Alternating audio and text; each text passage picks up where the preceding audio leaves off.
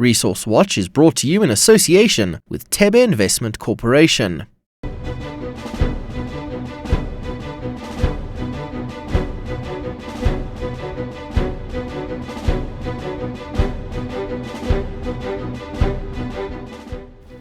Hello and welcome. On the show today, we speak to South Africa's Mines Minister about a range of issues, from mine safety to the recent granting of the Ivanplats mining rights to create what is now possibly the world's biggest platinum mine.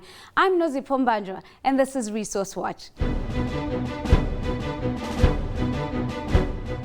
Let's kick off with the market wrap for this week. The world's biggest miner, BHP Billiton, has named the executive team that will head up a new company which it plans to create from a proposed demerger. The entity, provisionally named Newco, will consist of BHP's non-core assets. Mike Fraser will be the president and CEO of its Africa branch. Platinum producer Lonmin says it has completed 3 deals in South Africa to make up its remaining 8% black economic empowerment credits. Chief Executive Ben Magara announced that employees and host communities now have equity shareholding in the company. Trouble is brewing at the site of Ivanhoe Mines in Limpopo. There were clashes between demonstrators and police this week, but the miner says it's confident most of the community is behind the project, which could potentially become the world's largest platinum mine. Ivanplats got final approval of its license this month from the South African government after lengthy delays which threatened to shut down the project.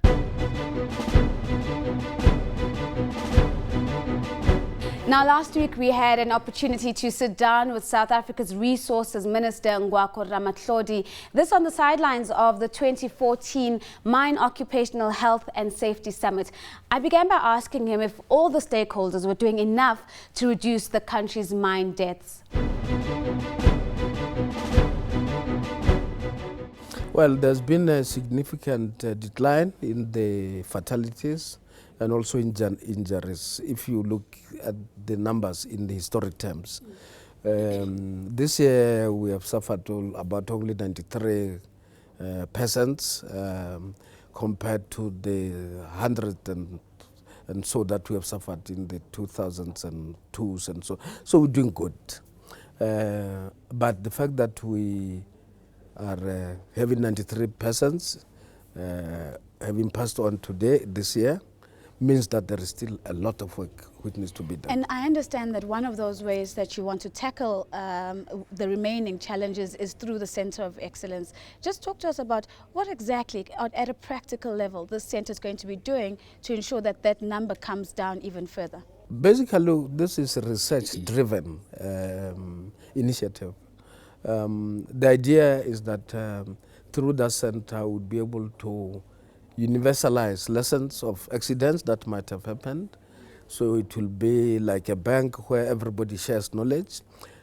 Secondly, it will then look into the causes of accidents, obviously in collaboration with other research institutions, and then provide solutions to anticipate possible occurrences in future in the form of accidents.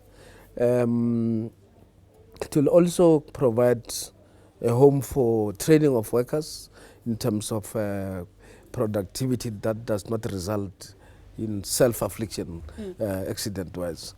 So, but that's the essence of the centre. So we're seeing some sort of a think tank, but one would also assume that at an operational level, we're going to be seeing an increase or an acceleration towards mechanization in line with these developments. How do you respond to the unions in particular who have been wary of mechanization at the cost of actual jobs? We all share the concern about possible job losses, and therefore we are encouraging mechanization that does not result in massive job losses.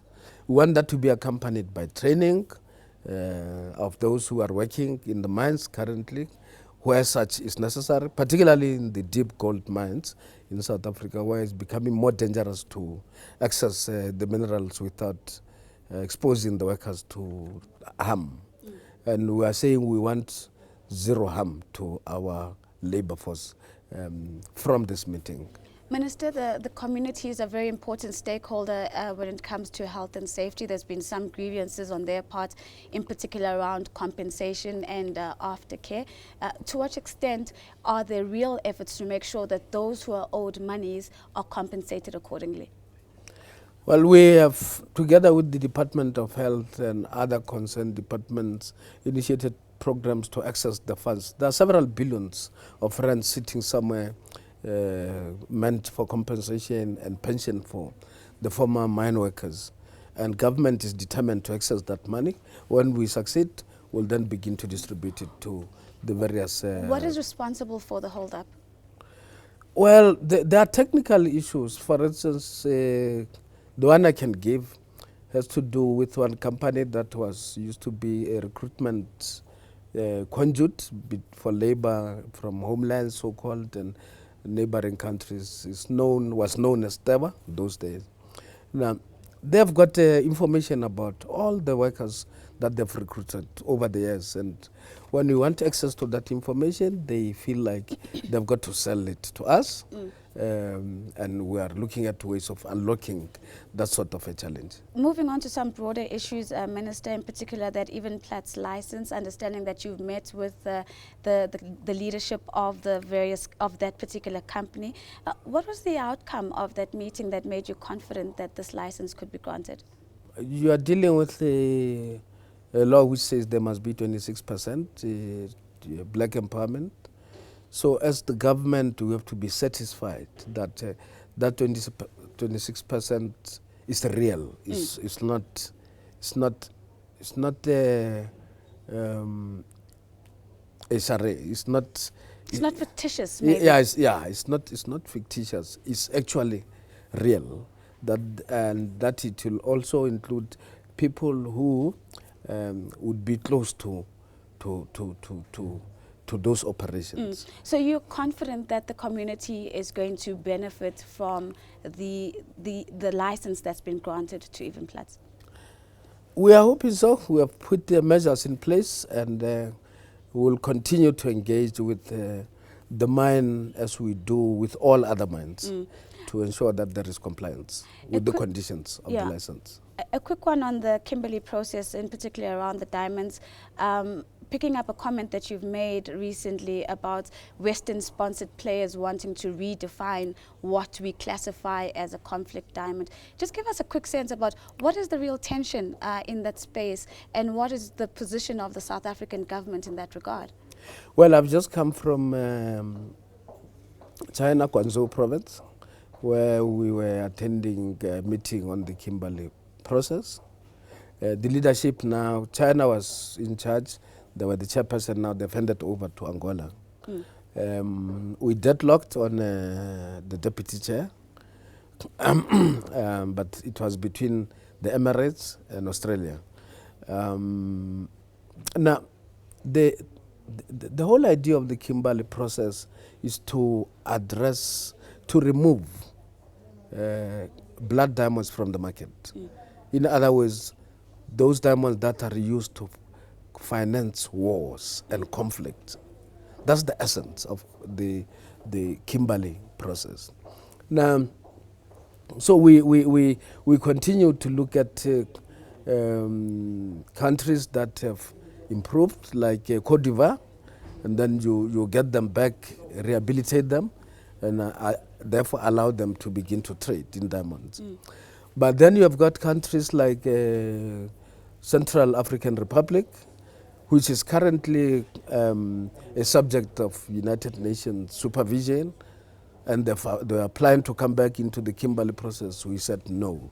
We do not think there are conditions there permits for us to allow them to begin to sell the diamonds on the open market. Right.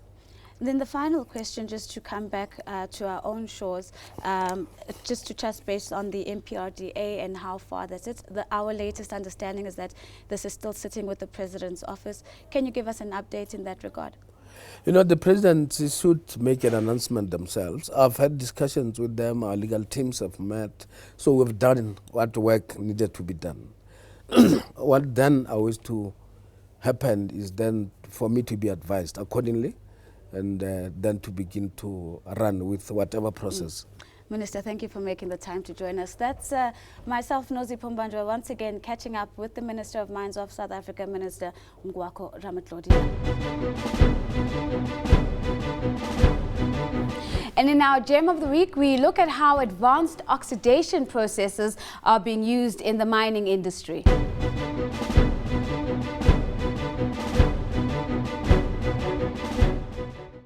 Groentech focuses on ore oxidation for precious metal extraction, cyanide extraction and water treatment.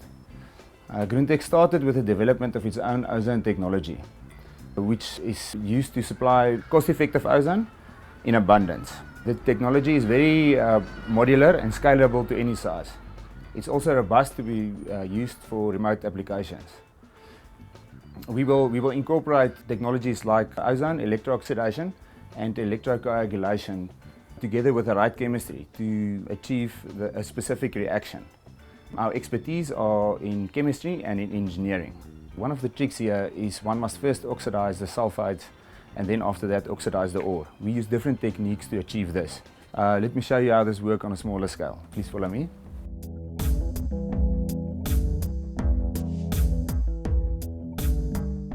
Okay, it's ozone technology that Groentech has developed ourselves. We take air and then we produce ozone from that. Then we use the oxygen in the air, the O2 to convert it to O3. So typically one would use 3 O2s to convert it to 2 O3s. The process is actually very simple and it's a known process. Just intellectual property lies with what frequencies you use and what kind of materials you use and what your electrodes look like. There's first an air treatment process and then it feeds it to an ozone cell and generates the ozone.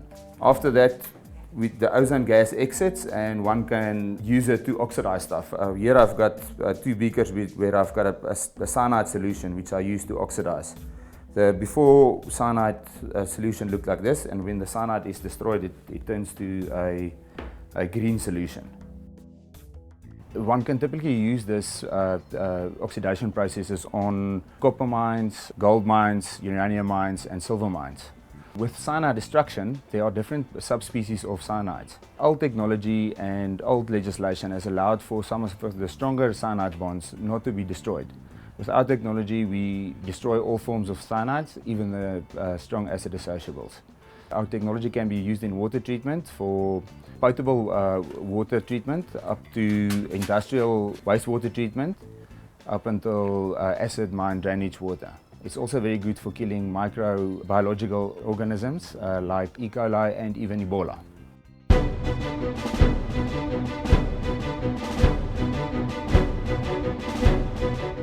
And that's it for this week's show. Do stay in touch. Follow me at Nozi Pombandwa or at CNBC Africa and use our hashtag, of course, which is ResourceWatch. Until next time, it's goodbye for now.